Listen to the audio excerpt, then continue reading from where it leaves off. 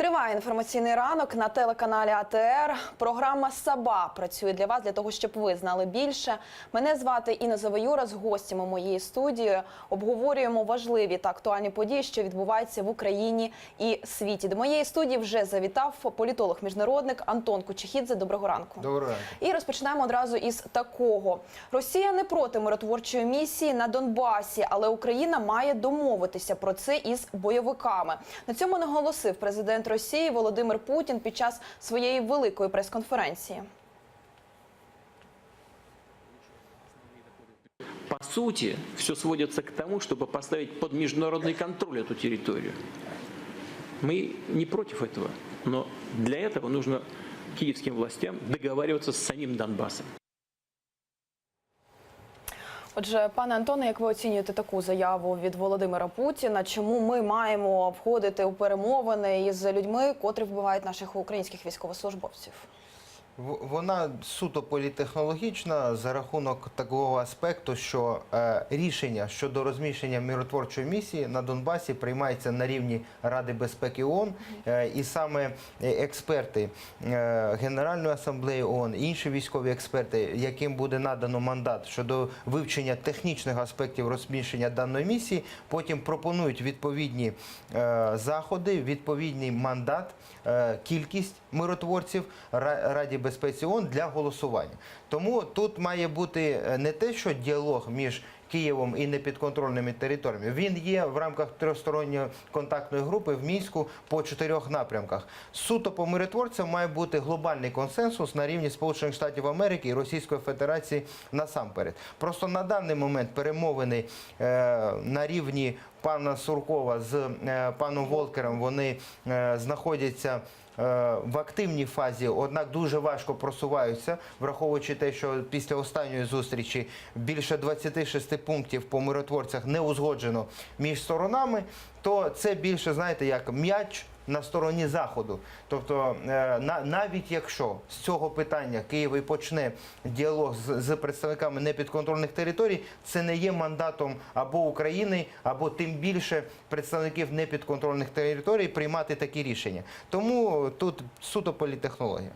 А якщо говорити взагалі про миротворчу місію на Донбасі, Петро Порошенко наголошував на тому, що необхідно, щоб на всій території вона розміщувалася. Коли це питання може з'явитися на порядку денному у Радбезі ООН? Ну, якщо бути таким бюрократом, то, в принципі, проєкт резолюції внесено Російською Федерацією. Інша справа, що наші союзники на чолі зі Сполученими Штатами Америки не підтримують даний проєкт резолюції. Відповідно, проєкт резолюції буде провалено. Цей на рівні обговорення, дискусії вже і винесення в зал може відбутися лише тоді, коли пан Сурков з паном Волкером узгодять всі ті протиріччя, які існують сьогодні між сторонами. Анонсовано було, що в грудні відбудеться ще одна зустріч, і враховуючи те, що мандат пана Волкера було продовжено як спецпредставника, я думаю, що ще буде багато зустрічей якраз таки по узгодженню всіх проблемних питань щодо розгортання миротворчої місії. Ви наголошуєте на тому, що безпосередньо на це питання, зокрема, впливають Сполучені Штати Америки. Пан Клімкін, Павло Клімкін, міністр закордонних справ України у Штатах. Як ви думаєте, чи це питання обговорюватимуть на рівні міністрів, зокрема? Я переконаний, що питання миротворців буде одним з пріоритетних. І якщо ми більш широко дивимося на даний аспект, то слід згадати, що ще в 2016 році навіть Україна відкидала будь-які можливості ведення миротворчого контингенту на Донбасі. Російська Федерація була проти. Однак якраз таки після зміни адміністрації в Білому домі і після початку роботи якраз таки пана Волкера дуже активно почались як політичні декларації, так і безпосередньо консультації між сторонами США, Україна, США, Російська Федерація щодо можливості ведення такого миротворчого контингенту. Тому, в принципі, один блок вже пройдено. Так? Зараз проблеми і протиріччя є по конкретним технічним питанням, тому що миротворча місія – це кошти, це військові, це зброя, це територія розміщення. І головний принцип, який має дотримуватися миротворча місія, це рівновіддаленість від сторін конфлікту. Як би Російська Федерація не казала, Російська Федерація є стороною конфлікту, відповідно, Захід це визнає, введені санкції проти Російської Федерації. Тому, однак, в той же самий час без консенсусу з Російською Федерацією не вдасться надати міжнародного мандату такій місії. А яка кількість, на вашу думку, саме блакитних шоломів має розміщуватися на Донбасі? І якщо говорити за людей, які мають там працювати, чи мають там бути взагалі росіяни? Росіяни якраз таки, згідно доктрини миротворчих місій і принципів, які прийняті в ООН, російська сторона не може приймати участі в роботі миротворчої місії за рахунок того, що вона є стороною конфлікту. Тобто, якщо представники Російської Федерації входять до миротворчого контингенту, порушується принцип рівновіддаленості цього контингенту від сторін конфлікту. Більш того, є інша практика, що держави-сусіди, теж представники держав-сусідів не можуть входити до миротворчих контингентів. Тому що, знову ж таки, постає велике питання щодо цього принципу рівновіддаленості. А коли миротворча місія, вона за своїм складом є нейтральною і рівновіддаленою від сторін, це завжди відіграє позитивну роль. Щодо кількості, знову ж таки, не хотів би гадати, тому що ми багато чого не знаємо конкретики безпосередньо на полі конфлікту, і якраз таки за механізмами ООН перед прийняттям такого рішення десь від 6 до 8 місяців направляється в територію, де існує конфлікт, спеціальна технічна місія, яка якраз таки досліджує безпосередньо на полі, не теоретично і не якимись там політичними деклараціями, а реально на полі досліджує ситуацію і надає свої рекомендації. Вчора також на прес-конференції до Володимира Путіна було багато запитань, зокрема по миротворчій місії. Він навіть трошки історії згадав, як він вирішив вносити проєкт резолюції щодо миротворців на Донбасі. Його цитата. Петро Олексійович сказав, що треба дбати про безпеку співробітників ОБСЄ за допомогою сил ООН. І я з цим погодився. І щоб не було сумнівів, що ми з цим згодні, ми внесли проєкт відповідної резолюції. Продовжив президент Російської Федерації. Ну і далі. Після цього Меркель мені в телефонній розмові сказала, ну чому лише на кордоні лінії поділу співробітники ОБСЄ переміщаються по всій території Донбасу. І після того, каже сам, власне, президент Російської Федерації, він подумав і погодився. Ми тут вже внесли корективи в свою резолюцію, мається на увазі ООН, сказав Путін. Хоча раніше, я наголошу, він був, власне, проти миротворців на кордоні. А на вашу думку, чи дійсно ось ці слова зі сторони Петра Порошенка, пані Меркель, канцлера Німеччини, впливають на Путіна? Чи це знову ж таки гра, політтехнологія? Тут більшою мірою впливає якраз таки дві лінії комунікації. Це лінія комунікації з Вашингтоном і безпосередньо з пані Меркель. Тобто ці дві лінії, яких може Кремль слухати і може якось використовувати в своїх інтересах. Такого ефективного діалогу між Росією та Україною щодо цього питання насправді немає. Більше наповнене політичними технологіями кожної з держав, на превеликий жаль. Якби діалог був би більш ефективним, то тоді більш швидко вирішувалися б ці питання. Що стосується, що було раніше, то тут така дуже тонка деталь є.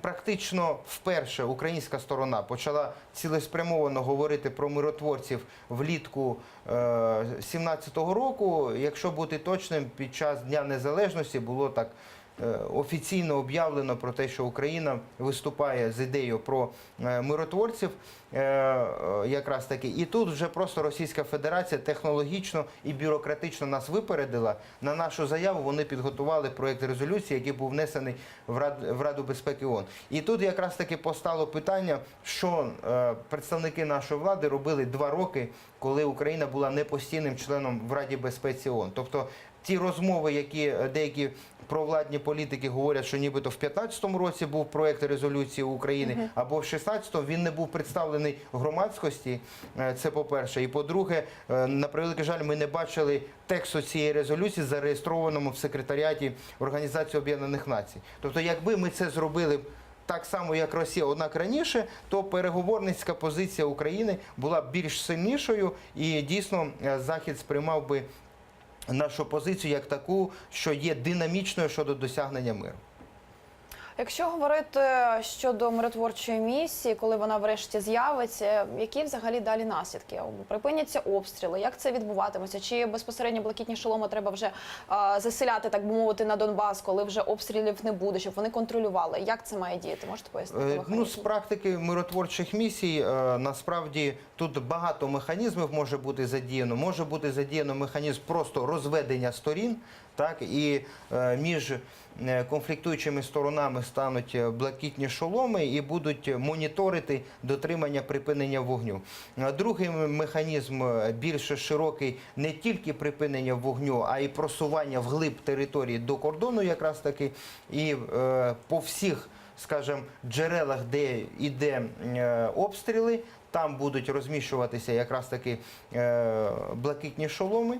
І третій варіант, як знову ж таки з практики, я точно не можу сказати, якою буде ця місія, може бути і певна міжнародна адміністрація тимчасова, яка вирішить ці безпекові питання, потім займеться вирішенням гуманітарних питань і потім підведе ситуацію для проведення місцевих виборів на цій території при адекватних умовах безпеки, як це вимагає Організація з питань безпеки та співробітництва в Європі. І далі до новин. До 25 грудня може відбутися обмін заручниками між Україною та представниками окупованих територій Донбасу. Про таке йдеться у засобах масової інформації, допоки офіційно ніхто нічого не повідомляє. Попередньо відомо, що вже 20 грудня під час засідання тристоронньої мінської групи будуть більш детально узгоджені списки між представниками України і представниками ОРДЛО.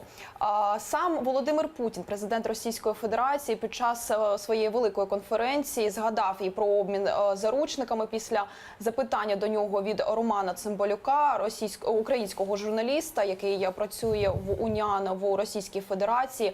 І також згадав Володимир Путін про Медведчука. Украинцы своих не бросают, и мы хотим вернуть своих 65 заложников, про которых вы прекрасно знаете. Это не только Сенцов, Сущенко, это куча, десятки крымских татар из Крыма. Пожалуйста, не мешайте. И если вы все-таки выиграете выборы, возможно, что вы будете... Вы будете и дальше занимать такую абсурдную позицию по Донбассу, по миротворцам? И что касается обменов. Ну, слушайте, ну давайте сделаем это в конце концов. Медведчук по согласованию с украинской стороной, разумеется, это было их предложение, привез список 67 человек с одной стороны и там около 300 или что-то в этом роде с другой стороны. Это был украинский список, и с ним согласились. Потом вдруг сказали, нет, это нехорошо, мы должны этот список изменить. И опять взяли и все остановили. Отже, пане Антоне, щойно почули Путіна, Володимира Путіна, зокрема, згадав і про Медведчука. На вашу думку, яку роль, чи не найголовнішу грає саме ця людина у питанні щодо обміну заручниками? Чому саме він? Адже його дуже часто пов'язують із колишньою владою. Він відіграє одну з провідних ролей, і, як було правильно зазначено, дійсно він представляє Україну якраз таки в гуманітарній підгрупі трьохсторонньої контактної групи. Відповідно, він представляє інтереси нашої держави якраз таки з питань обміну полоненими і ще по багатьох гуманітарних аспектах, які виникають якраз таки в зв'язку з конфліктом, який існує на сході України. Тому, відповідно, ми про нього говоримо і окрім цього, окрім репрезентативної функції, вже є певний досвід якраз таки у пана Медведчука щодо здійснення таких обмінів, коли він особисто, представляючи Україну, йому вдавалось повертати наших військовополонених. На вашу думку, чи врешті до 25 грудня ми побачимо процес обміну заручниками? Вже багато місяців це питання навіть не просувається. В чому може бути проблема? Знову ж таки, не зустрічаються представники нормандської четвірки. Ще у серпні планували, врешті лише телефонні розмови.